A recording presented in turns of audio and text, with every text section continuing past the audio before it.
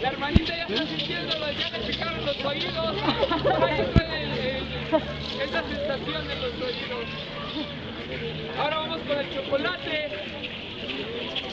Si se dieron cuenta, los que hemos visto un poco, cuando fue la creación del sol, Texas tuvo 4 oportunidades para lanzarse al fuego y no lo hizo.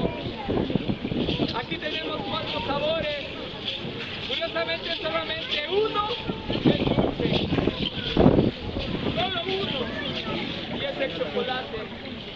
Los que vengan en pareja, si alguien viene en pareja, cuando pasa el chocolate, ahorita los papás le van a poner el chocolate a la pequeña.